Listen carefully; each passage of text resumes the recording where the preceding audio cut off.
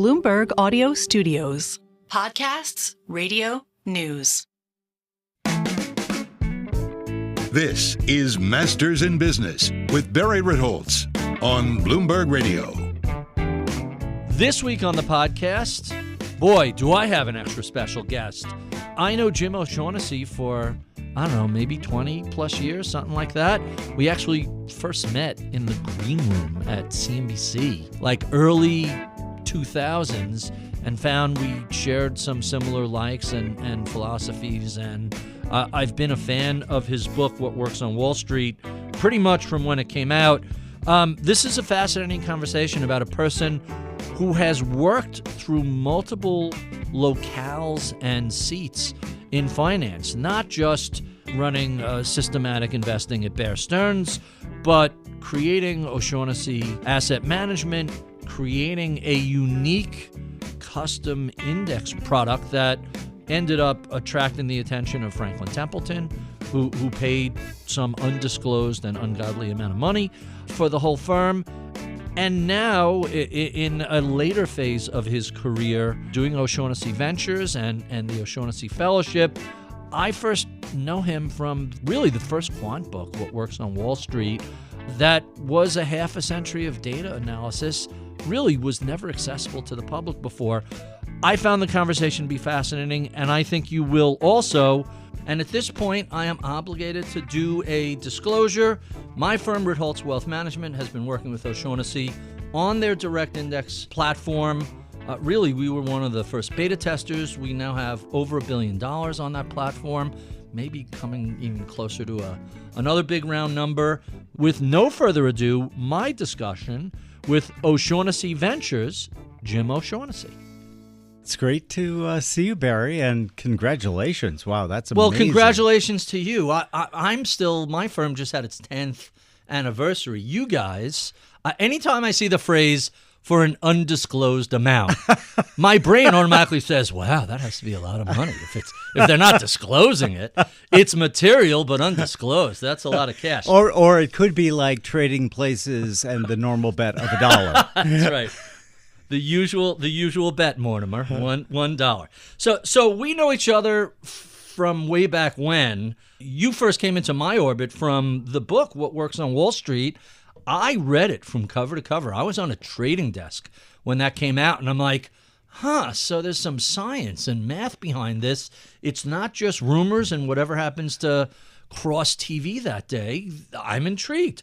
Before we get there, let's talk a little bit about what you were doing prior. Tell us about the early Jim O'Shaughnessy.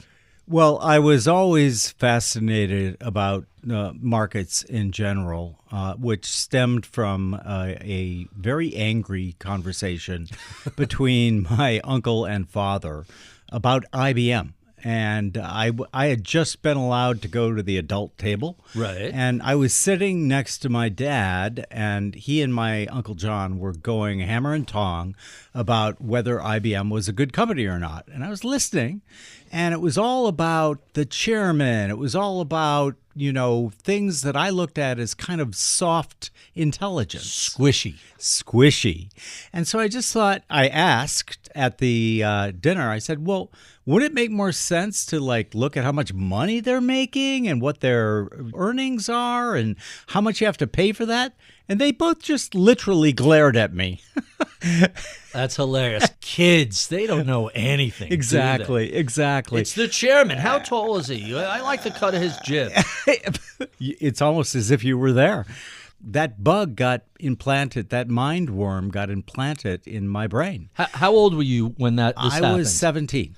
Oh, so you're just going into college. Yeah, absolutely. And you were a Minnesota kid, is that right? I grew up in St. Paul, Minnesota. Uh-huh. And beautiful country, certainly in the summer anyway. Gorgeous. The winters are tough. Yeah.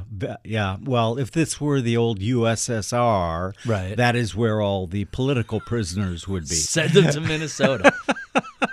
That's hilarious. But so I started doing research on essentially the Dow 30. Because it was manageable. 30 stocks. I could list by hand, showing how old I am, because there were no computers that we could use at the time. Simple things like what's the price, what's the dividend, what's the price to earnings, book value, etc.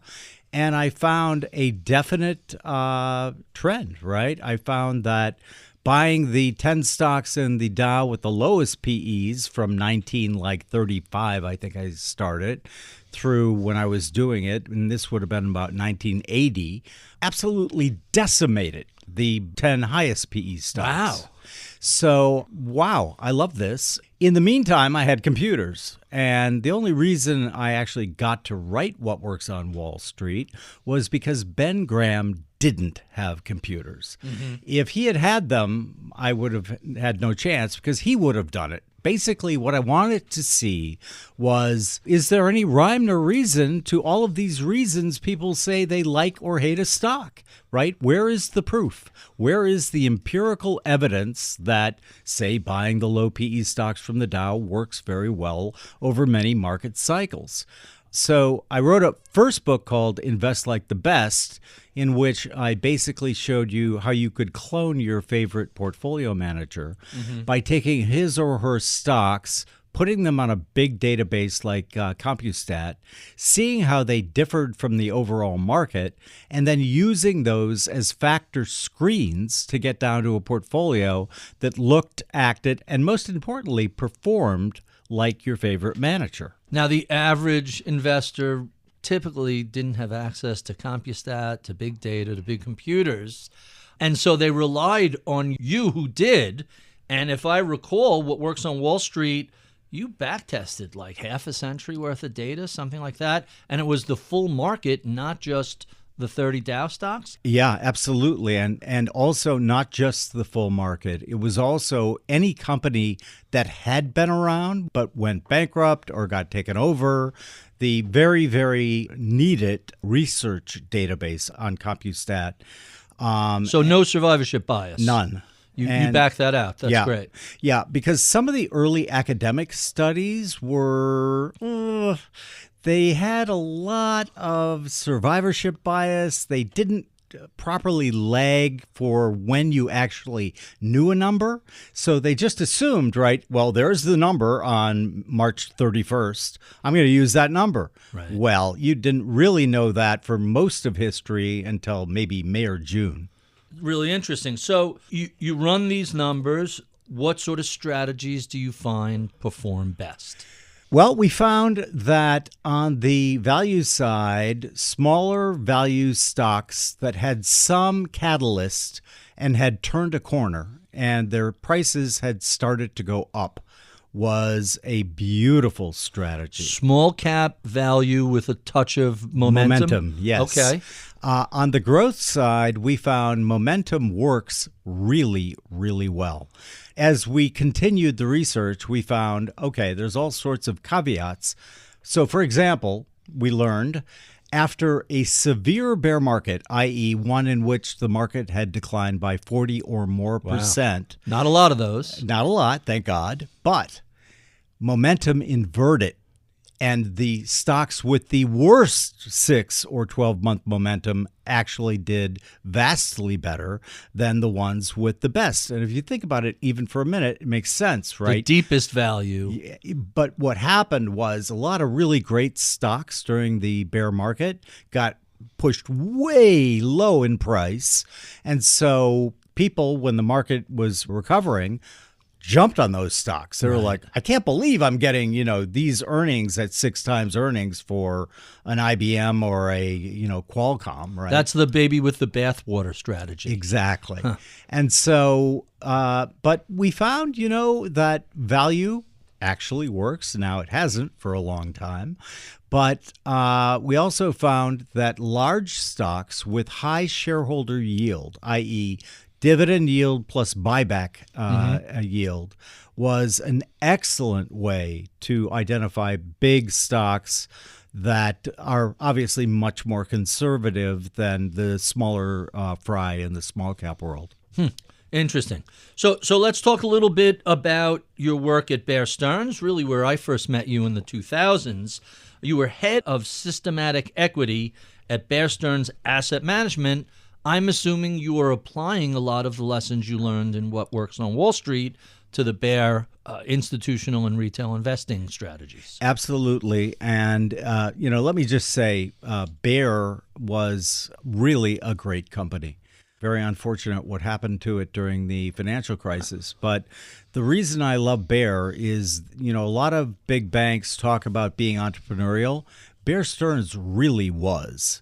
And essentially, if you were doing your thing and playing by the rules and doing well, they let you alone, which was pretty important for me because when I got there, it was right after the dot-bomb, and a lot of the brokers had done pretty poorly because they were in a lot of those names.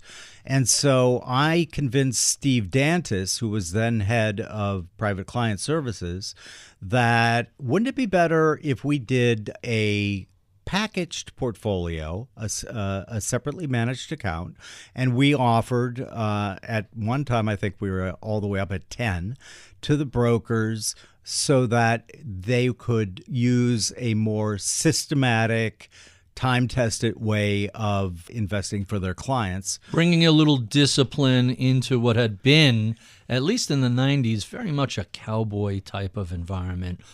And I'm not just referring to Bear. The entire retail stock brokerage, it was wild. Totally. He was very open to it. We ended up putting together a separately managed account platform that the brokers embraced. They loved it because literally they did what they did well, which was calm the client during bad times, try to keep them from getting too excited during great times. But they also loved the idea that it had a very explicit explanation for why they were putting that client in that portfolio. So that was a lot of fun. By the time I left Bear, my group controlled about 70% of Bear Stearns Asset Management long-only equities. And that was a lot of money, wasn't it? It was. It was about $14 billion. Okay. So you mentioned you left Bear. Let's put a little flesh on those bones. Your timing was perfect. You exit Bear in 2007, is that right? Mm-hmm. To set up O'Shaughnessy Asset Management. Was the thinking, hey, I want to do this out on my own shop? Or were you sniffing something out in 2007 that's like, hey, maybe I don't want to be attached to a giant ocean liner taking on water? That's funny. I spent the next 2 years after that trying to convince reporters that I really didn't know anything. Why I left Bear was because I felt that I really wanted to be on my own again. I really wanted to be able to just talk about quantitative investing. Bear was a boutique, so there were a lot of different managers. Right. Liked them all, thought they all were great, but I really, really wanted to focus just exclusively on quant. And secondly, we had upgraded a lot of our systems to the idea that would become Canvas, right? Mm-hmm. Because remember, Netfolio was our first try at that. That was 90s, right? 99, yeah. Really? Well, of course, the really funny story here is in April of 1999, I wrote a piece called The Internet Contrarian. And in that piece, I said 85% of the companies currently extant in the internet space are going to be carried out of the market feet first. I've never seen a bubble like this in my history of investing. And what did I do next, Barry? I started an internet company. Well, just because the stocks are a bubble doesn't mean this internet thingy isn't going to catch on. That's true. Right? That is quite true. It's funny, we forget. In the 30s, 40s, 50s, there was only Ma Bell. Every company used telephones. Yep. The way we describe internet companies, if you use the internet as a core part of your platform, there's difference between the dot-coms and the 90s and people who have just really integrated the technology into their business, right? Absolutely. So I think Netfolio is not a dot-com, but a .com that used the net as a way to reach more people and give them access to data. Well, it's really funny because I made I made more than a couple of mistakes, but one of the big ones I made was we designed Netfolio as a B2C company. Right. So we were taking on, at the time, mutual funds, which were dominant. We didn't have ETFs while we had them, but they were very early days. Very, very early Right. days. And so what did the Spiders just turn 25 recently? Yeah. I think it's something like that. Yeah. So 99 is like, it was really the beginning. Oh, totally. And basically the idea was it was the first online investment advisor. Mm-hmm. And the reason that we thought it would work so well was personalization, tax management, all of those things. So for example, they were all run by quant models that we had developed, right? And but it gave the user the ability to say, let's say they're anti-smoking, right? And Philip Morris is one of these selections. They could just check, nope, don't want it. Up comes the next stock that meets the criteria. Mm-hmm. And so it had a lot of really great features, but the tech was not quite there yet. You were 20 years ahead of where you would end up in the late 2010s, right? I was. I really do have to give my son Patrick the credit for resurrecting the idea, because when we were at OSAM, I said, listen, we left Bear right into the great financial crisis. And I put the team together and I'm like, I don't think that we're going to be able to sell many long-only portfolios after the market has collapsed by nearly 50%. So let's spend our time developing internal technology that works the way we work. The off-the-shelf stuff really wasn't cutting it. And so the project to get there was multi-year, and Patrick oversaw that. And then he walked into my office one day, and he goes, you know, Dad, we've been using the Death Star to kill a mouse. And I'm like, okay, I like the metaphor, but what do you mean? And he started talking about AWS, talking about Netfolio, and he's like, we have the perfect tech now that our clients, Ritholtz being one of them, could use. And I'm like, brilliant, let's go with it. So we're going to talk a little more about Canvas, but I want to stay with the launch of OSAM in 07. So you don't need to disclose this, but I'm going to assume you had a lot of Bear Stearns stock options that you had to vest on your exit. So you probably had a pretty good sale, pretty good print on those. When you first set up O'Shaughnessy, you're running your traditional models, things like Cornerstone Value and Cornerstone Growth. And I'm a big fan of your Microcap sleeve, which really operates parallel to venture capital returns, only using public stocks. Am I getting that more or less right? Yeah, actually, we use that also. Yeah, we wrote a paper saying that it was the poor man's way to get exposure to private equity. Private equity or venture capital or both? Both, really. Private equity closer because the microcap, I love microcap investing. The only real reason that we offered that was because I loved it so much. Well, and the data backs it up, right? Oh, totally.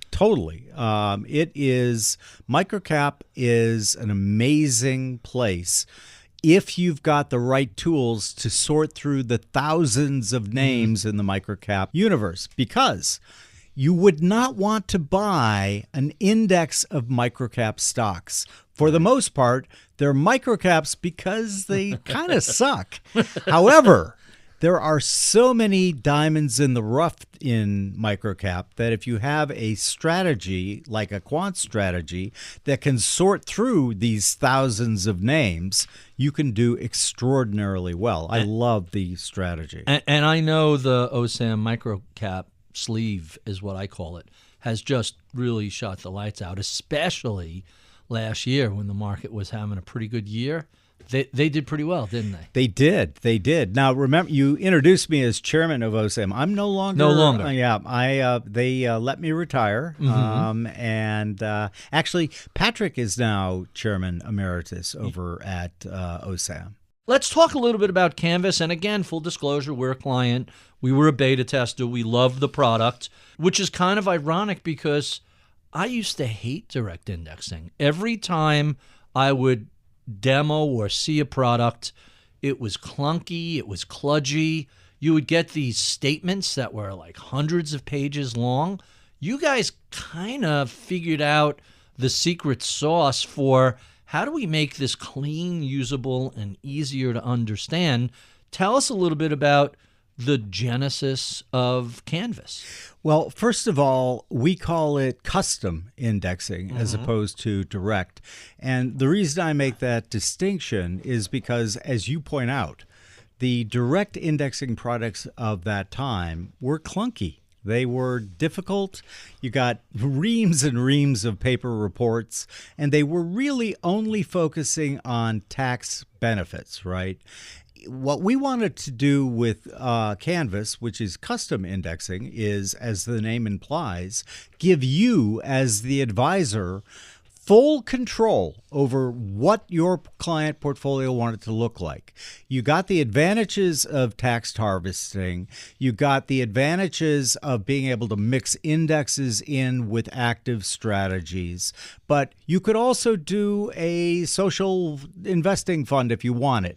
But the way we did it was we didn't presume what your client was going to think of as good social investing.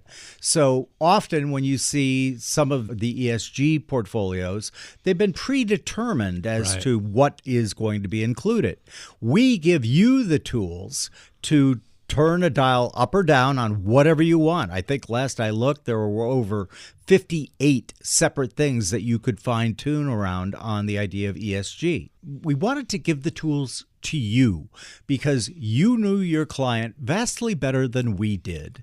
And we thought, let's try, as you mentioned, you were one of the beta testers. That was actually one of the smartest things we did, I think, because we had really good advice from a lot of people that we knew in both venture and other places. The first thing that many of them said to us was, do not try to go big with this originally. Find advisors who you trust, who will give you real feedback. In other words, they won't shine you on if they don't. Like you guys were very good at telling us what you did. And Michael Batnick in my office, one of my partners, who was over the moon when he first saw this. Every time another product came in, it would take me 30 seconds to poke holes in it. And he came breathless into my office. Dude, you got to see this. And I'm like, yeah, okay, another garbage direct. Let's tee it up. And it took about 30 seconds to go, oh, my God, how do we get a piece of this? This is fantastic. The interface, the design, all of the bullet points, all the boxes it checked were great. Let's stick with what we no longer call ESG, and Meyer Statman famously called values-based investing. Some people have called it woke investing, but that's really the wrong phrase. I'm fascinated, for example, by the Catholic bishops, whose endowment says, look, we don't want any abortifacients, any drugs that do that. We can't invest in those companies. We can't invest in hospital chains that perform these sort of surgeries or insurers. You have the ability to say whatever your personal preferences are, you could just tune those out of pick an index, the S&P 500, the Vanguard Total Market. You could say, I don't want X or Y or Z, and out it comes. Tell us a little bit about that. I felt that was really, really important because everybody has different ideas. As you point out, the Catholic bishops wanted to exclude certain things. Others might want to include certain things.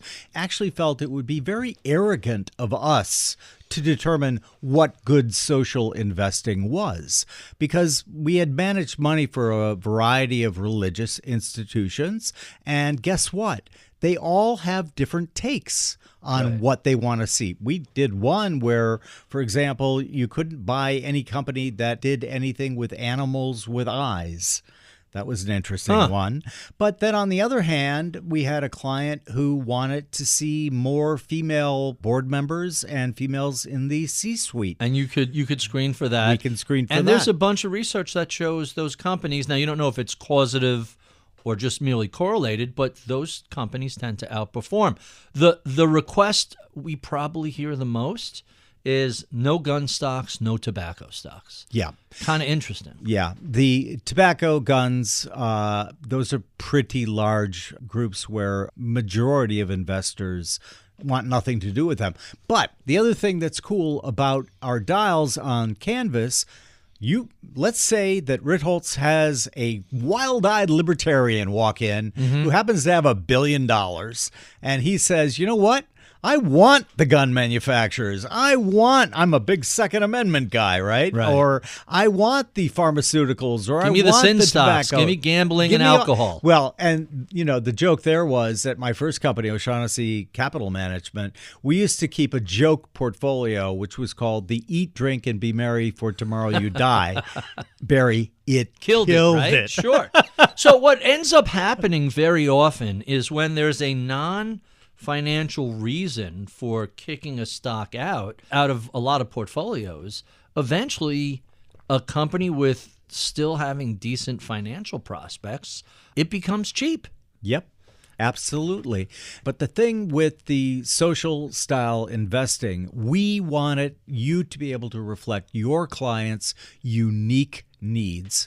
And there really wasn't anything like that. I don't know if there is now, but I haven't seen anything like that. Well, certainly not to this degree of granularity.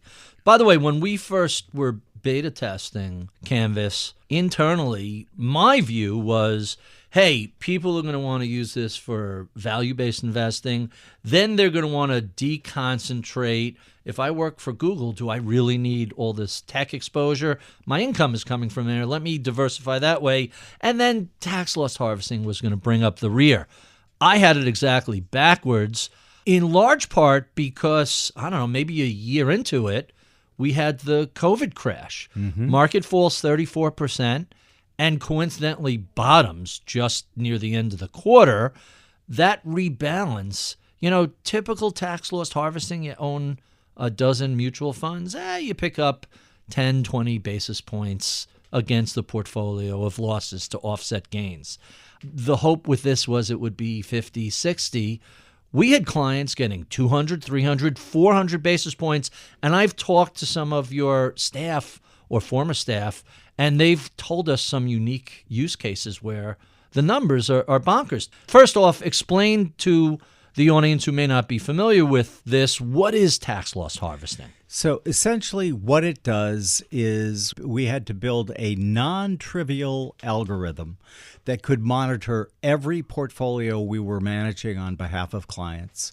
And as you know, they can go all the way up, get maximized tax losses, or all the way down. You don't worry about them. So, for example, you wouldn't care about it in an IRA, right? Or any qualified Roth. account, right? No one cares. But the purpose was that we found through our research that a tremendous amount of alpha was being left on the table, and that was the alpha from tax loss harvesting. When you're in a market like the market we had when we went into COVID and the bear market ensued, under other circumstances, well, kind of you're out of luck. But in this particular case, that creates the kick-in for harvesting the losses, reducing the overall tax needs for the portfolio, and you can really look at that as that's money in your pocket. By the way, we had the benefits completely backward too. Tax loss harvesting was at the bottom of our list as well. It's arcane and technical, and you don't really think about it. But we have clients who were either, startup founders that cashed out, or they inherited or just own stock with a very low cost basis. It's always funny when you see a $5 million portfolio and some stock has blown up where it's 80% of the holdings. Hey, if you have $5 million and $4 million of it is Apple or Amazon or some combination of big stocks, that's a lot of single stock risk. And to a man, every person says, hey, you should diversify. The answer is always, I'm going to get killed in capital gains taxes. This worked out to be a really good way to say, we're going to work out of your concentrated position over 3, 4, 5 years. And then 2020 comes along, and what should have been a 5-year process took half as long because you had so many losses. So for those people who may not be familiar with this, let's say you own 10 mutual funds, right? And some are up, 1 or 2 are down. You sell the ones that are down, you replace it with something very similar. Hey, now I got a little bit of loss, and my portfolio looks the same, but I have an actual realized loss that I could use to offset my real gains. But those losses are 3, 5, 10%. They're nothing. On the other hand, if you have a direct index or a custom index that has a couple of hundred stocks, well, the worst stocks in those portfolios, they're not down 3, 4, 5%. They're down 40, 60, 75%. You sell the ones that are down, you replace them, and this is one of the things I like about Canvas. You identify the replacement stocks that are, is it fair to say, mathematically similar? They look similar. Well, they come from the same strategy. So, yeah, you could say they were mathematically similar. So the overall portfolio more or less retains the same characteristics. You're just realizing losses, deep losses on some stocks and replacing them with something relatively similar. Exactly. And, we're just basically making math work for us. And because the entire thing is operated within the Canvas architecture, after getting the algorithm, which was non-trivial, what do you mean by non-trivial algorithm? It took a hell of a lot of work. Okay. To be able to make that function properly. And as we worked with firms like yours, it became very, very clear to us that that was going to be a big deal in Canvas. So we wanted that algorithm to work perfectly. But as you also note, we wanted the nearest neighbor, if you will, that would replace that stock to not affect the overall metrics of your portfolio. So it's going to look, act, and perform very much like the earlier portfolio, but you've already taken that wonderful tax loss so that you can offset the gains from elsewhere. The other use case that we thought would be number one was, you have a concentrated position, let's say Google, right? Don't give me any tech exposure, right? Or give me tech exposure only in this tech, which is like hardware, for example. Right. That I can do. And that type of use case would work hand in hand with the tax loss, making it a much, much more efficient, more money in the investor's pocket in terms of final outcomes with the portfolios. What was the uptake on that approach? Were people enthusiastic about it? They were, but they were not nearly as enthusiastic as we anticipated they would be. There were a few advisors that we were working with who worked specifically with founders and early employees who had a lot of options in that particular and usually tech. But we also did work and do work with a lot of people who just amassed through employment a huge position in their particular company. And they wanted to have the rest of the portfolio be built to complement and offset, if you will, any further investments over there. So it's worked actually quite nicely. And then in 2021, Franklin Templeton comes knocking at the door. They're an investment giant with $1 trillion+ on their books, and they've been pretty acquisitive over the past few years. Tell us a little bit about how that transaction began. If I recall correctly, you guys weren't out shopping the firm to be sold, were you? Not at all. We were, it's a funny story. We almost got kind of a cold call from a gentleman at Franklin Templeton. I was sort of like, give it to Chris Lovelace or, who's the president of the firm. And ultimately, Patrick spoke with him and came into my office and he's like, hey, Franklin Templeton is really interested in Canvas. I'm like, okay, did they want to use it? No, they want to buy it. And I'm like, okay, well, let's do a due diligence on Franklin Templeton. They're massive, as you know, I think $1.5 trillion in assets under management. And we were really having great results, as you know, with Canvas on our own. Mm-hmm. We thought about it for a long time. And, we really wanted custom indexing to be a new category of asset management. And we felt really proud about that because it isn't too often that you're able to invent kind of a new category of investing. And as we chatted about it and talked it out, we're like, we're at an inflection point here. We are a relatively small boutique, even though this is working really, really well. If we want custom indexing, custom portfolio creation to really make the big time, it probably makes sense for a much larger asset manager with all sorts of advantages that we did not have to take it and run with it. So we let that be our guide. And after doing quite a bit of due diligence on the people at Franklin, we were like, okay, let's negotiate about selling the firm to them. Talk about good timing. Morgan Stanley bought one of your competitors in that space. Vanguard rolled out their own product, which quickly amassed, billions and billions of dollars on it. So this has worked its way into the mainstream, even though it's still relatively, I don't want to call it a niche product because it's bigger than that, but it's not ETFs. It's not giant yet. But it's still growing at a pretty rapid clip, isn't it? Totally. And I think that ultimately we might look back 10 years from now and have the thought, can you imagine that people just bought packaged products? Right. I mean, like, my God, no tax advantage, none of the customization, none of the immunization for concentrated positions that I have.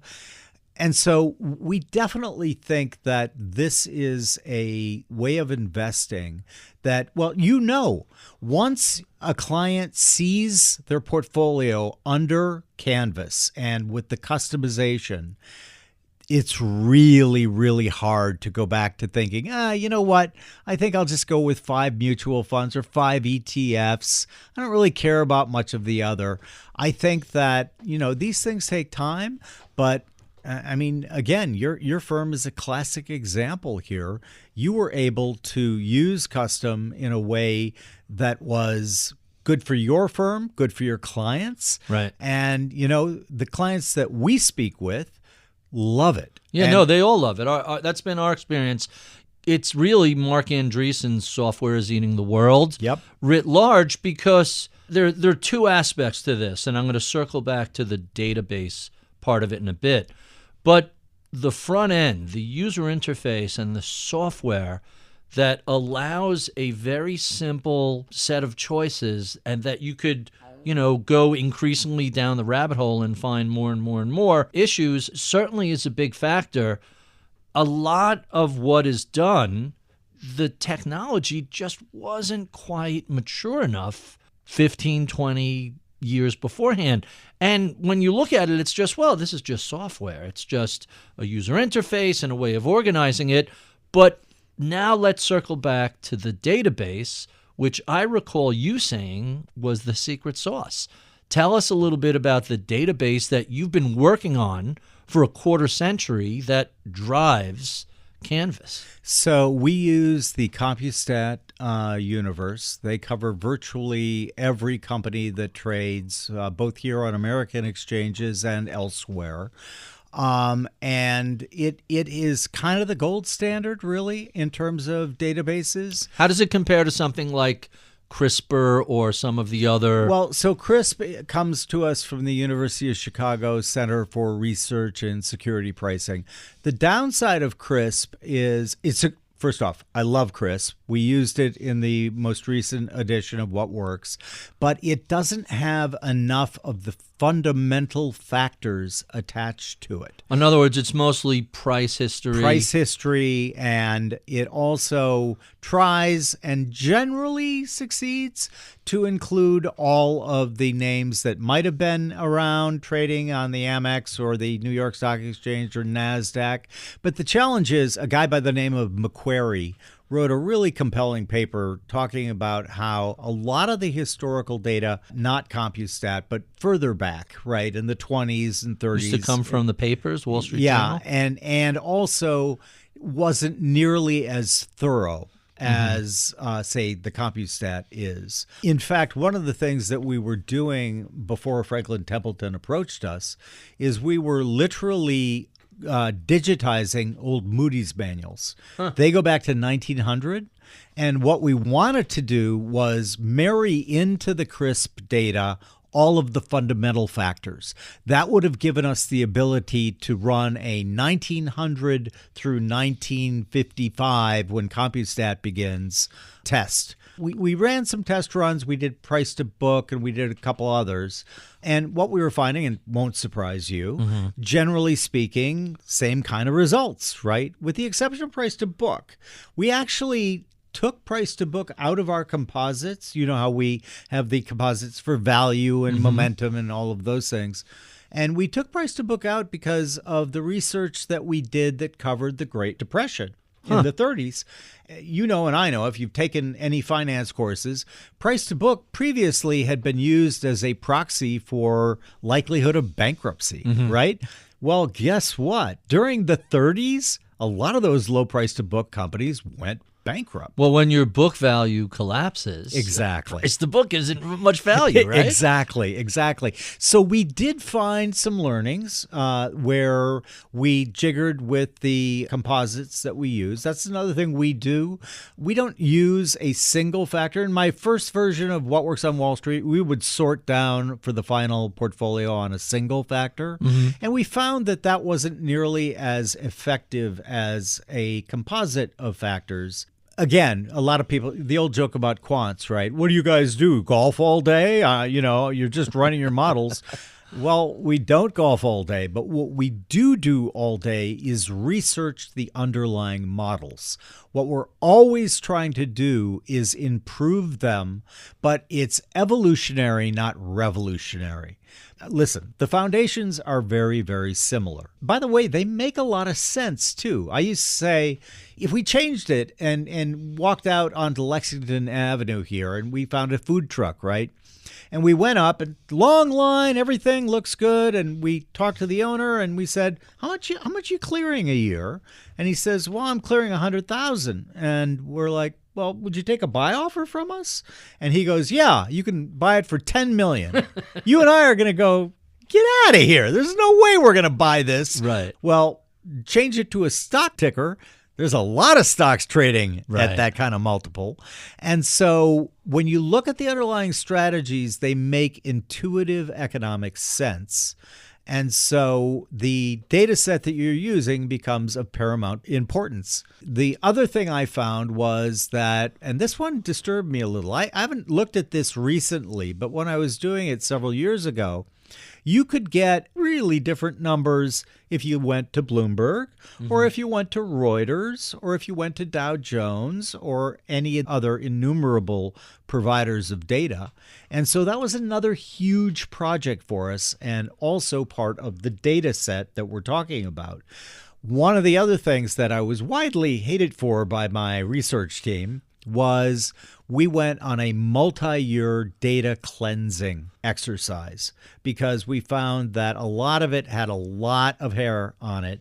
And so I made no friends on the research desk when I said, listen, we've got to get this pristine. And so our data cleansing of the universe also is another real important distinction between just generally available data and that which we are using.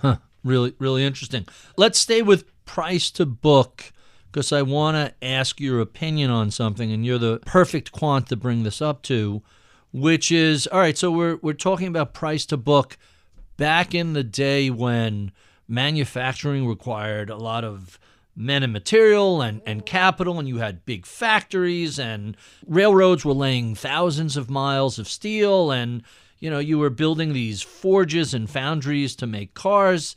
The modern era, especially with technology, there are a lot of intangibles that don't seem to find their way to book value. Things like patents and copyrights and algorithms and processes that are proprietary that really are the whole value of the company, but somehow never show up in metrics like price to book, which has led to some people, and I'm not positive who to name, I don't want to mischaracterize anybody, but some folks have said we're mispricing companies that operate in the tech space because we're not giving them the appropriate credit for all of this intellectual property.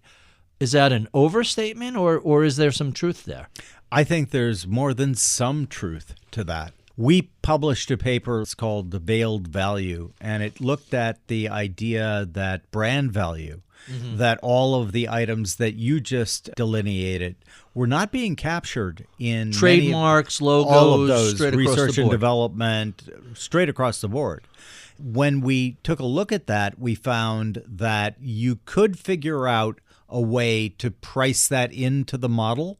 So you are absolutely right. This is one of my bugaboos. Things like GDP, all of the metrics that we continue to report and get obsessed about, basically, they've lost a lot of their meaning because they were designed for the world you just articulated. Right. They were designed for manufacturing. They were designed for physical things.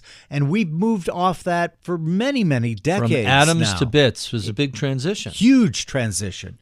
And so we think that another aspect of research, right?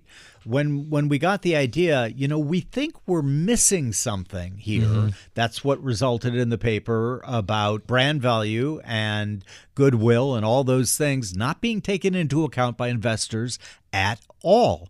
And so we found ways we could do that with factors and improved the efficacy of the underlying models significantly. I think one of the greatest quotes ever issued by a statistics professor is George Box. All models are wrong, but some are useful. Exactly. I quote him all the time because he's absolutely right. The idea that you're going to get anything to perfection is a fool's errand, right? I have a writer that we're working with under O'Shaughnessy Ventures, one of our new verticals, which is Infinite Books.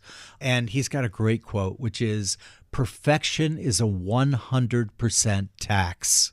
Really interesting. Let's talk a little about O'Shaughnessy Ventures, starting with your mission statement. OSV's mission is to fuel creators in the worlds of art, science, and technology with the advice, data, and resources they need to stay focused and get great ideas out of their heads, off of their whiteboards, and out into the world. Discuss. I had a thesis that started to develop around 2017, 2018.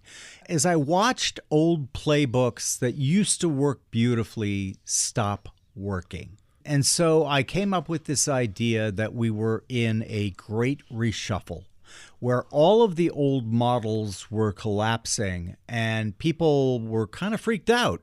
They were like, this has worked for decades. Why doesn't it work anymore?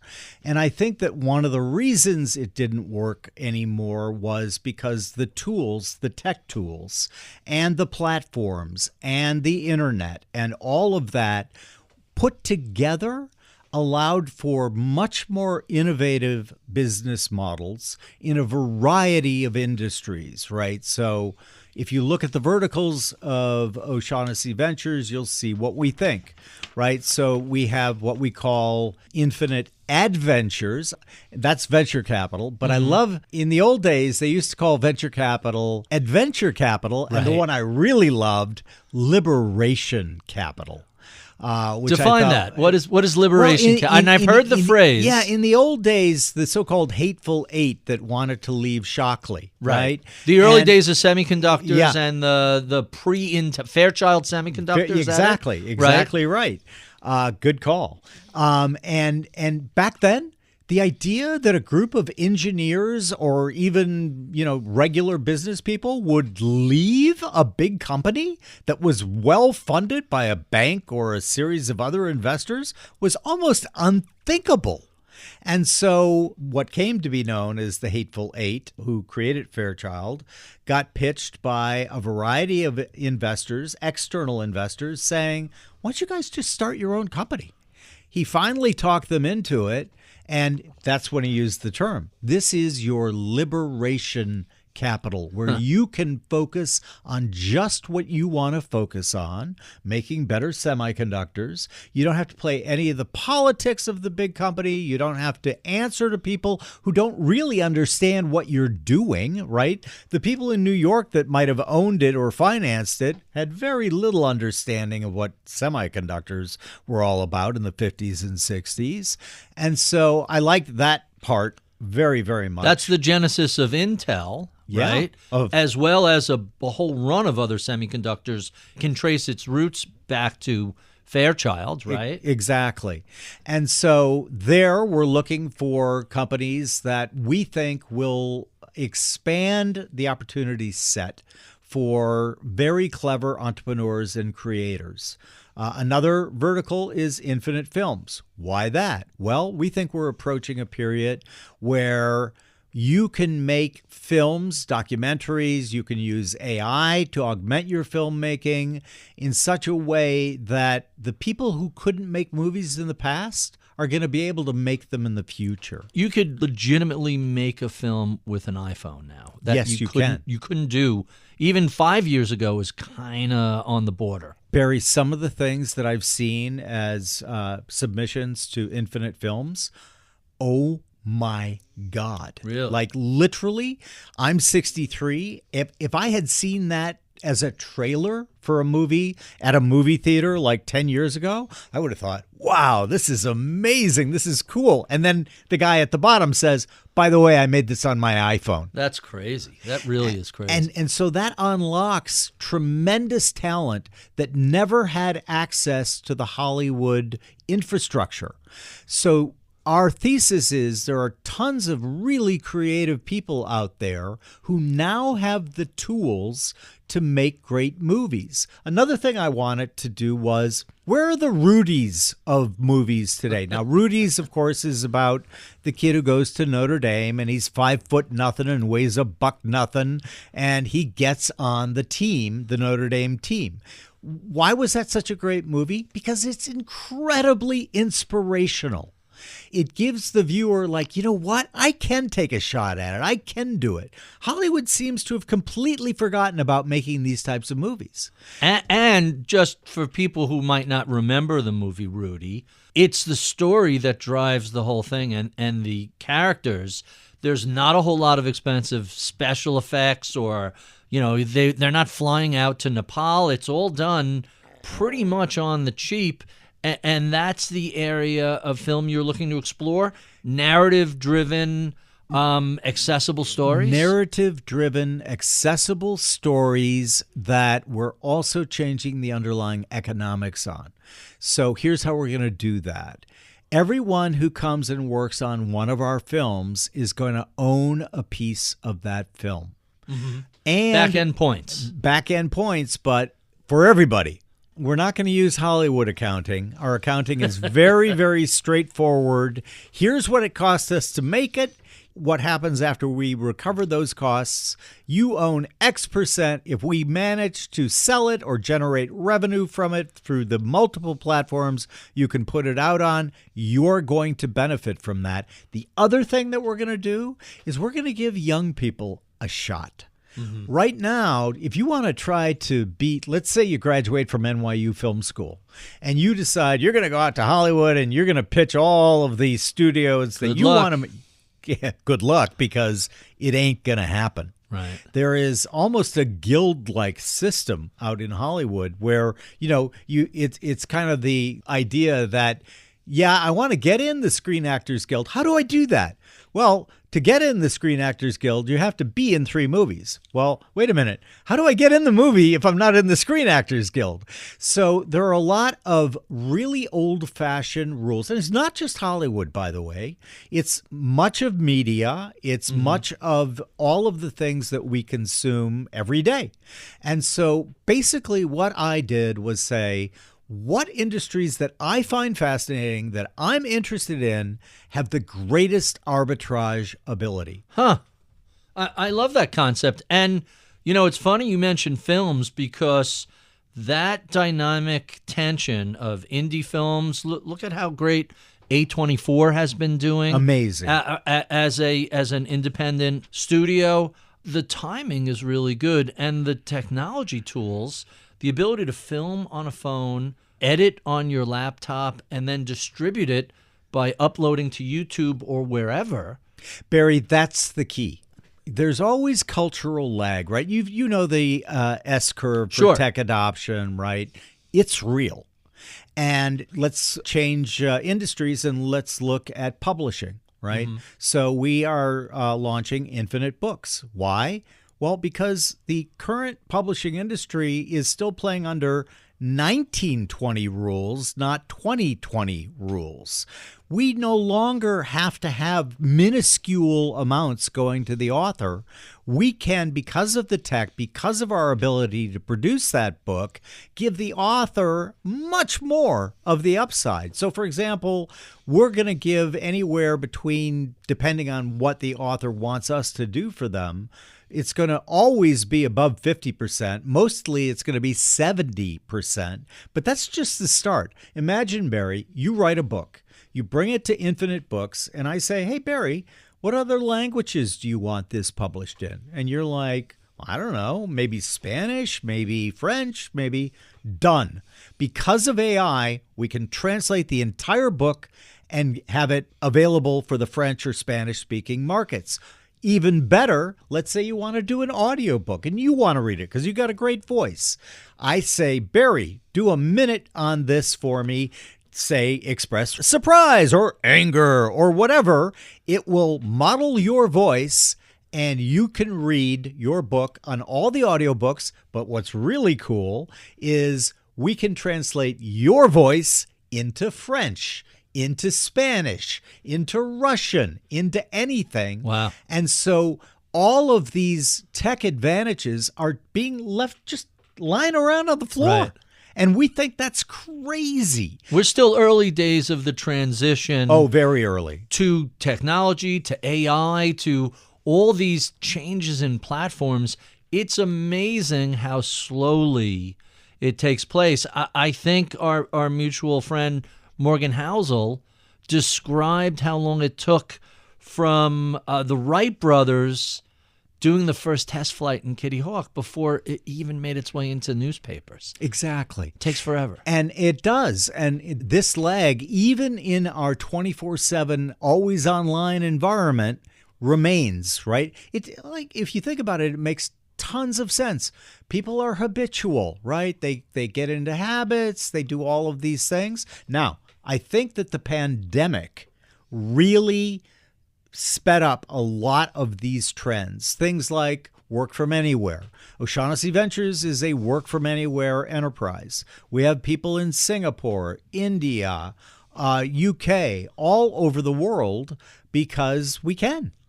And the idea that we have to have a traditional office, the idea that we have to do any of those traditional things goes right out the window.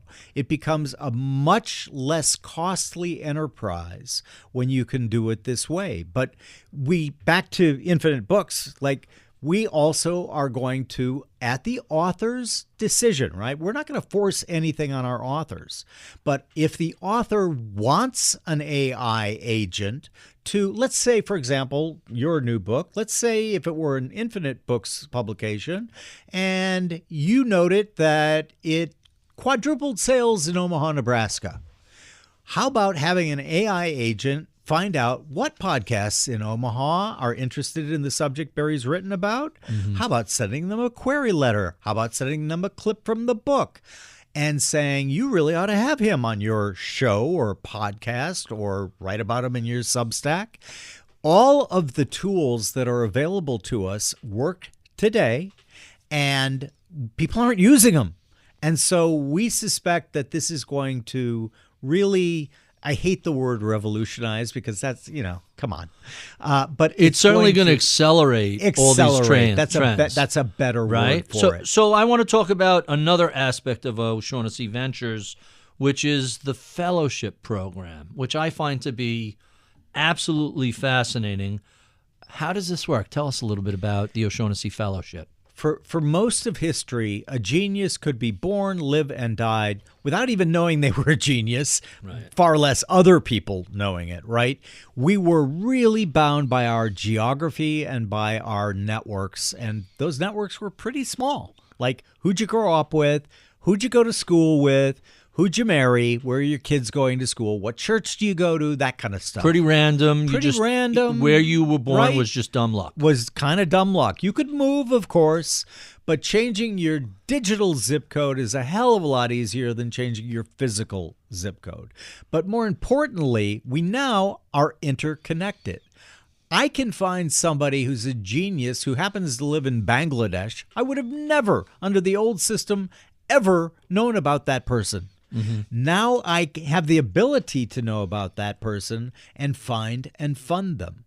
The whole idea behind the fellowships was we wanted to come up with something that highlighted the fact that there are tons, millions of brilliant people who in the past just didn't have the right connections, didn't have the right credentials, you name it, to get into a place where they could get funding. They could make their idea come to life. And so the idea is quite simple. We're going to find and fund them and see what comes from that. I think that it allows for so many things. Like we have a guy who got one of our grants, which is the smaller amount. It's $10,000. The fellowships are $100,000 over a year, no strings. No strings attached. Here's a check for $100K. Go do something interesting. We don't care what it is. Exactly. And we wanted to do no strings because, we don't want gotchas. We don't want, but you got to give us right of first refusal. The way I look at it is if we got somebody so wrong that they're going to take $100,000 fellowship from us, develop something really cool, decide to start a company around it, and then take it to a different person for funding, well, we made the mistake, right? Because generally speaking, what we're finding is they love being part of the community, because I'm also a huge believer in cognitive diversity. Right? There's a great quote that is like, no matter how smart somebody is, no matter how insightful, no matter how brilliant, you can't ask them to make a list of things that would never occur to them. Right. And so essentially what happens when you get all of these really bright people in our fellowship and grant community communicating with each other, wow, the ideas that come out of those cross-pollination of ideas are really extraordinary. So but this sounds like this is really an incubator of sorts. It can be, but it needn't be. Here's a great example. One of the guys that we gave a grant to, his name's Just, that's his stage name, was an accountant in India who decided he really had music in him. And he really wanted to do a musical video using traditional Indian songs and singing in Hindi and other Indian dialects. He went super viral. Tens of millions of downloads of his song. He's being put on all of their Good Morning India, we have Good Morning America, being written about in all of their newspapers. And essentially that was because we thought, wow, this guy's got talent. Let's see what happens. We're not incubating him for anything, right? If he goes off and signs a deal with a music company, we don't do music, so God bless. This sounds a little bit like the MacArthur Genius Awards, where here's a chunk of money, go be a genius. There's just so much potential around the world, Barry, that I feel compelled to amplify. everybody loves to bag on the generation before or after them, right? Mm-hmm. Listen, the kids today, young people today, are digital natives. They know how to use these tools in ways that we boomers probably are never going to get to. And I say, let's empower them. Let's demonstrate to the world that this makes real practical sense, right? Now let's take somebody else who is turning his grant into a company. It's a guy in Africa who faced a problem I knew nothing about, which was the cost of sanitary napkins for women who are menstruating is out of reach. They are all imported from the West, and they can't buy them because they don't have enough money. Well, he came up with an idea where his mostly female staff and researchers use banana leaves and other biodegradable products that they can make on the ground in Africa, sell for a fraction of the cost that the imported ones work just as well. Now, I believe he is turning that into an enterprise. He's founding a company. We'll take a look at investing in it because, of course, he's asked us to. It can be on the business side, definitely an incubator, but on the social side, on the music side, on the art side. So, for example, this year, I really want to have a fine artist get one of these grants because, again, I want really people to be able to see there is so much talent in the world. And I always try to look for things to root for as opposed to against. It's so easy to root against something, right? You don't have to be terribly bright to say, that sucks, here's why. How about doing things the other way around? How about finding things you can root for, and then the results have been kind of like the coolest things we've ever seen, like the guy going viral in India. Like we funded a guy trying to advance open source quantum computing. He now is a big deal in quantum computing. Wow. And it's a great thing to do in general. Tell us about some of the first few you tried. Who were the people that were the first couple of recipients of the guy of the I just fellowship? mentioned, right? With the quantum computing. He had me at hello because I love that stuff. What about people who are looking at markets and the economy? I know that's a peeve of yours. Oh, absolutely. The thing there is we wanted it to be significantly different than our traditional quant. One of the reasons I became so interested in machine learning and AI was I viewed that as the next frontier for quant. The dirty little secret of we quants is if you really press us and ask us to really explain your model like you would to a 5-year-old, we're using pretty much the same stuff, right? So what we wanted to do there was push the needle as far as we possibly could. But then one of the first people to get one of the fellowships was a married couple, Nat and Martha Sharp. And what they wanted to do was make a documentary about non-traditional schools for their kids. They have a bunch of young kids below, the age of 7. And they put out a great documentary about a particular school, which was really novel. And so we really are all over the map in the type of person or groups that we're willing to consider. Yet another was a refugee in Ireland who found that she couldn't figure out a way in her native language to work her way through the halls of the bureaucracy to figure out, how do I get a place to live? How do I do all of these things? So we funded her to make an app. And then finally, another one that I just love is we have a doctor who came to us and said what he wanted to do was make an app for an iPhone or an Android where you could completely non-invasively, I could point the phone at you, get your vitals on the phone just by the camera on the phone. Really? Yeah. Wow. And what was cool for us was we really pushed him. We're like, why? And finally, at the end of our interview with him, he was near tears. And he went, the real reason for this is my dad died of a stroke and I was in medical school. and I didn't save him. I didn't even know that he had a problem. And so this is why I'm so passionate about this. To get a life-saving thing in the hands of and on something that we all carry with us, these smartphones, is what motivated him. And on top of that, looks like it could also be a great business. Wow, that's really interesting. Let's stay with AI and talk about medicine. In particular, I'm fascinated by the concept of AI running through billions or even trillions of molecular combinations to identify promising drugs, some of which are already out there, some of which haven't been created. But it really gives us the ability to take millennia worth of experimentation and do it in a really very short period of time. It's a world changer. The ability to, as you mentioned, take different molecules where there isn't a drug addressing a certain problem, and or taking existing research from drugs and repurposing it.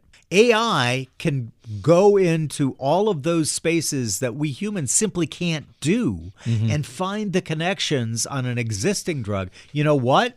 This drug was originally done for malaria. Well, it doesn't work for malaria, but it works really well for this disease over here. And then new drugs. That the discovery is going to be amazing. And you got to remember, a lot of this stuff can be done what they call in silico. You don't have to test it on humans or animals. You can test it on the clone of we humans that you set up in the computer. And so these types of things, like, I honestly don't think it's an overstatement to say, like, this AI and its many use cases belong up there with the wheel and fire and the printing press, because it is a multi-use technology that's going to affect everything from drug discovery to financial analysis. What about we had train an AI to generate nothing but null sets, right? Like, if you're a medical researcher and you're trying to get funding, what do you want to do? You want to prove something new, right? You're not going to get funded to prove, that aspirin works, but you want to find something new, and you also want it to be a positive finding. So what happens is the incentives preclude a lot of brilliant scientists from looking for things that don't work. And yet, like the dog that didn't bark in Sherlock Holmes, there's a lot of really cool information, useful information via negativia. And so one of the things that we want to do is just have a large language model churn out hypothesis after hypothesis that is going to generate a null set, publish them to a database that all scientists can have access to, because there's a wealth of information in the stuff that doesn't work. Here are things you don't want to waste your time on. Exactly. Let's talk a bit about Stability AI. You're on the board of directors. You're the executive chair, and you started back in September 2022. Pretty good timing. Tell us a little bit about what Stability AI does, and how does this relate to the rest of O'Shaughnessy Ventures? So Stability AI builds foundational open source models. I had a very pointed point of view that with a technology this powerful, I did not want it controlled by a panopticon controlled by a few. And I saw that with that kind of power could come some pretty negative externalities. And so Stability AI was the one that really caught my eye, because they really were the ones who shot the gun. Back in the summer of August of 22, they released a stable diffusion model, which generates images, right? But they did something that no one had done before. They released that model with all of its weights. Now, not to get too geeky here, but the only way people can build on that type of model is to know what the weights are. And so what they did was show it all. They released the whole thing. Full open source, fully transparent. Full open source, fully transparent. And Barry, the Cambrian-like explosion of creativity that happened almost immediately really proved to me, back to cognitive diversity, right? When you allow all of these clever people the ability to play with it, to tinker with it, you get a much better model. For example, that's why Linux runs the web. Linux is open source, right? And it does so because a bunch of different people work on different problems. And so my point of view was, I'm all for the open. I use OpenAI. I use all of the commercial what are some of the commercial apps you work with? So Perplexity. I love Perplexity. It's on my phone. It's really useful. OpenAI. I'm looking at Claude, the new Claude. That's Perplexity can be driven by either Claude or there's like 4 different engines that drive it. Exactly, which is really is interesting. One of the things I love about Perplexity. It's just a great, and it's cheap and it's so useful. Exactly. Every interview I do, I don't start with Perplexity. I finish with Perplexity. Yep. And what did I miss? What did I get wrong? Although you still have to be careful because every now and then, like O'Shaughnessy is not the rarest of names. I had Bill Dudley, former New York Fed chair, and I learned that he was a running back in the NFL in the 40s, which is kind of interesting because he wasn't born till the 50s. But every now and then something will pop up that is a little off. I love the phrase hallucination for that. What else do you use besides Perplexity and ChatGPT? Well, obviously, Stability AI's various models. Are they available? Are they accessible to the layperson? Like, that's the beauty of Perplexity. They are, but through different APIs. We really wanted to focus on being the builder, right? So we did not want to try to compete in the direct-to-consumer space.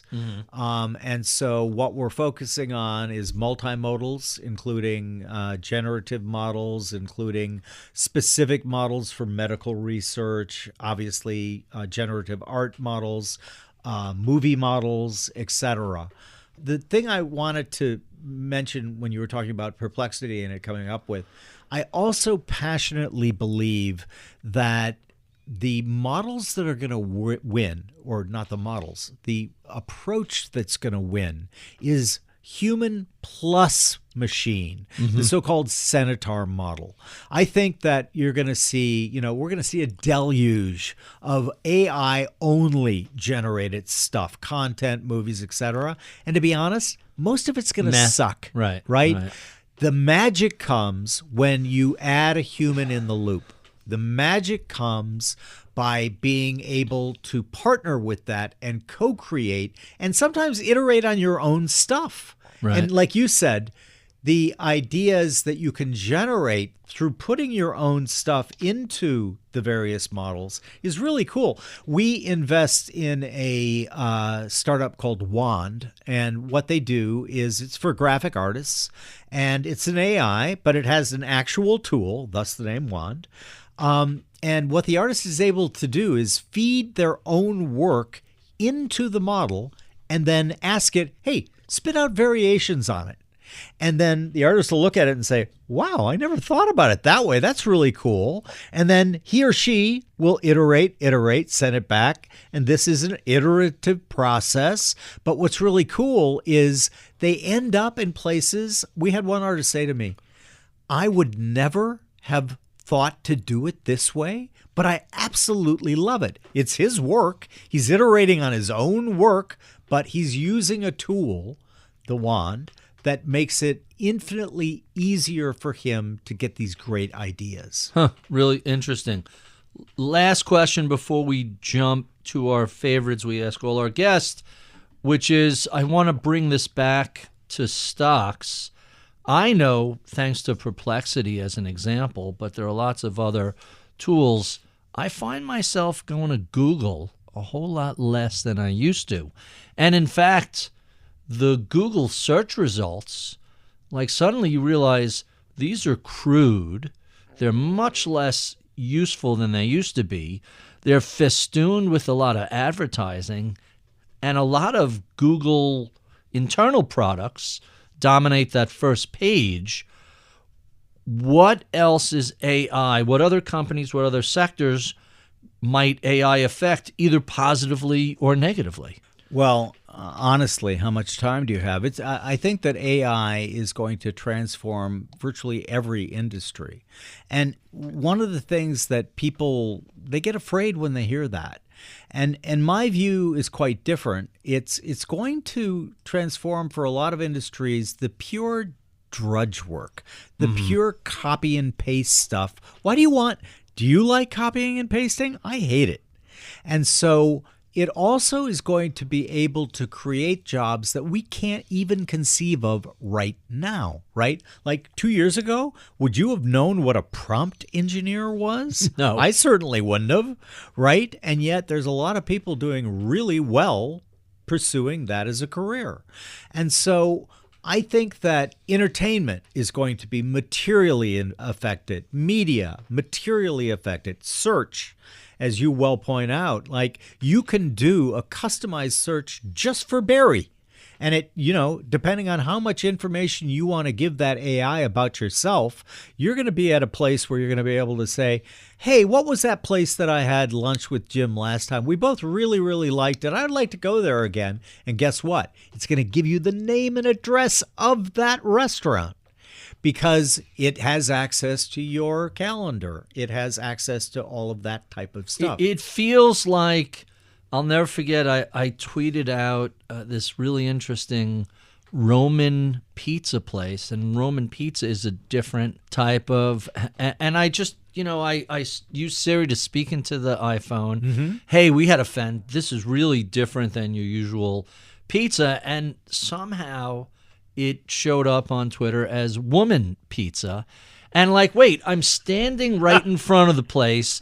Any correlation between my geotag and business I'm in front of, it just felt like technology should have figured that out. Yeah. What you're saying is that sort of access to your contacts, access to where you are, access to your calendar. Once there's an intelligent agent running all of that, a lot of these sort of silly, why can't Siri talk with this person? Why can't Alexa? It just seems like the pre-AI era was filled with a lot of pretty dumb AI. It's starting to get smarter. Yeah, and that's the thing. Going back to your Wright brothers example, when the Wright brothers did that very brief flight, it was only a matter of 8 seconds. I think it was 12 seconds, right. And I think they went 100 and odd feet. You could see why a lot of people would go, they didn't accomplish much. But I like the person who was watching and said, this changes everything. Right. And so that's kind of how I see AI. Of course, we're in the early innings of this, and of course this is the worst you're ever going to see it. It's right. going to improve. But the other thing I want to really underline here is it's the quality of the data that you train your AI on that determines its value to you. And one of the big reasons I'm a huge believer in private AIs is that you will feel, if you know that no one else can have access to that, right? You're going to give it a lot more access to things than you might otherwise. That's happening right now. Wow. And so one of the things, a lot of people see this as, the great model that will figure everything out. I don't see it that way at all. I see it as a lot of smaller but incredibly useful AI agents doing specific things for each of us. Again, Canvas fits in beautifully here. We are now in an era of mass customization. We are in an era where it's going to be able to design it just for you and your likes and dislikes. That's really profound when you think about it. Really fascinating. So let's jump to our speed round, our favorite questions we ask all of our guests, starting with what has been keeping you entertained these days? What are you either watching or listening to? So we rewatched True Detective, my wife and I. I would highly recommend rewatching the first season of that. It was brilliant. It led us into a rewatch of the entire series, and now we're on number 3. The second one, here's one of the funny things. Like in memory, my wife and I were both kind of like, yeah, that second one wasn't very good. It was good. And so we're doing that. Masters of the Air, that's on Just Apple started TV. on Apple. It looks great. Really loving that. I loved Band of Brothers. Mm-hmm. So we're both really, really liking that. And then we are also watching a series, or I guess I should say rewatching a series, which kind of kicked off the idea of the golden age of television. It was one of the earlier ones. I'm not The Sopranos, but The Wire. Now, I recall The Wire being very brutal and difficult to watch. It is. But what's so cool, if you choose to watch it again, you see that the reason it kicked off that kind of TV was because it was brutally honest about things. It wasn't trying to lie to you about anything. And the characters are incredibly complex, even though even the evil guys are incredibly complex. And so watching it now from the vantage point of like 20 years or more, it's really amazing. Really interesting. Tell us about your mentors who helped to shape your career. Primarily, I would list my grandfather. I was lucky enough. He was very successful in the oil industry, and I am the youngest of the third generation, at least the males. I have one younger female cousin, and she's just a few months behind me. But I lived in the same town my grandfather did, and after my grandmother died, he would come to our house twice a week for dinner. And literally, I would literally sit at his knee, and he was a wonderful storyteller. He was a wonderful teacher. And he taught me this idea of premeditating that I have written a lot about and use all the time. Another was a wonderful man, not related to me at all, by the name of Jim Myers. Any entrepreneur, you hit some rough spots. Sure. And I had hit a really rough spot and was basically broke and trying to pay for a house because we'd moved to Greenwich and keep my business afloat and all of that. And the banks are like, dude, like, you're an entrepreneur. This is back in the 90s. Yeah, sorry, we're not going to give you a mortgage. He stepped in and he's like, Jim, I believe you're going to be tremendously successful, and gave me one on a handshake, which I was able to repay rapidly. But more than that, just being a super high quality man, he taught me more about real business than any textbook. And because I was young, right? And I started with him when I was in my early 20s. Wow. And just an amazing man. And then finally, the other mentors that I would say are like the greatest minds of history. I love to read. I particularly like to read biographies about people I admire. And you know what, Barry? Life was not easy. We remember them now, right? Like, oh, they were this huge success. When you read their biographies, you see they went through a lot of muck to get where they got. And so kind of universal lessons there. So perfect segue. Let's talk about some of your favorite books, and what are you reading right now? So right now I am reading about 4 different books. And Which, by the way, is an occupational hazard for folks like us. Yeah. Because there's always a book I'm prepping for a podcast. There's a book I'm reading for work. And then there's a book I'm just like, I'm going to relax and read this. Yeah. So for fun right now, I'm reading Burn Book by Kara, what's her last name? Swisher. Which I find very interesting. She's always fascinating. Yeah, kind of an inside look. My only comment there was she might be a little guilty of the things that she accuses the people she doesn't like. Sure. But other than that, it's a fun and kind of a rollicking read. I am reading or rereading several of the books from Will Durant's Story of Civilization, which I read as a kid or a young man, loved. And thought, you know what? We moved recently, and so I was going through all my books, and I found that, and I'm like, I should reread some of these just to see if it still stands up. Barry, it still Great stuff, really, really stands up.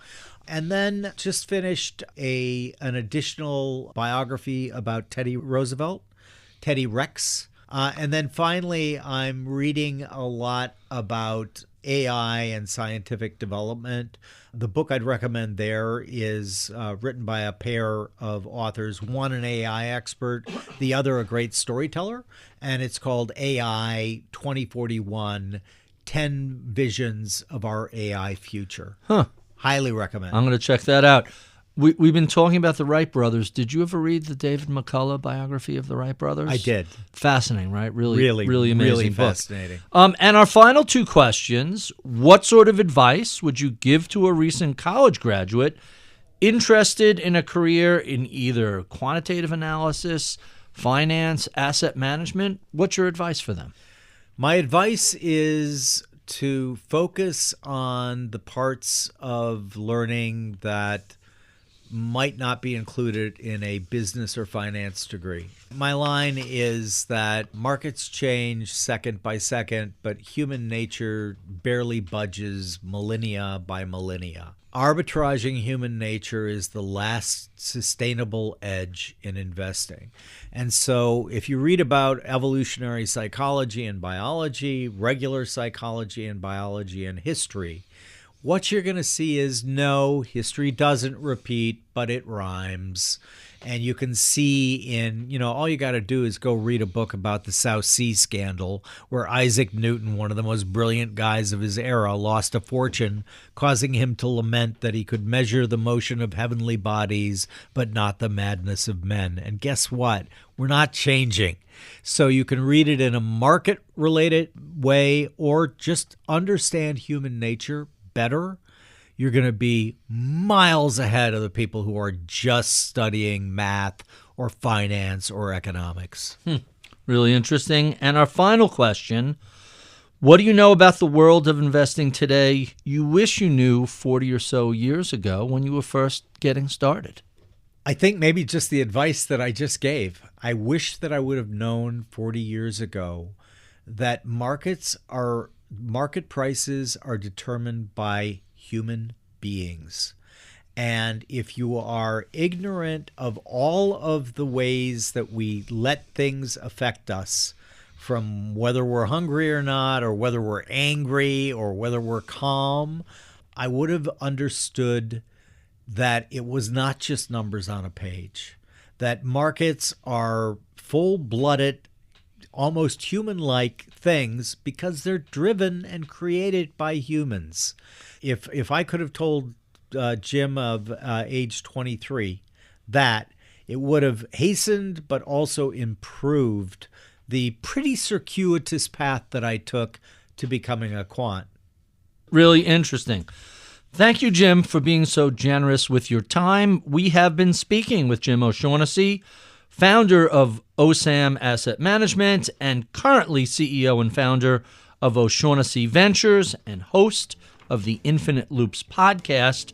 If you enjoy this conversation, well, be sure and check out any of the 500 previous discussions we've had over the past 10 years. You can find those at iTunes, Spotify, YouTube, wherever you find your favorite podcast. Be sure and sign up for my new podcast, At the Money, where we speak with an expert and give you information on a topic relative to your money in short 8 to 12-minute batches. You can find those in the Masters in Business podcast feed or wherever you get your favorite podcasts. I would be remiss if I did not thank the crack team that helps us put these conversations together each week. My audio engineer is Sebastian Escobar. My producer is Anna Luke. Sean Russo is my head of research. Atika Valbrun is my project manager. Sage Bauman is the head of podcasts. I'm Barry Ritholtz. You've been listening to Masters in Business on Bloomberg Radio.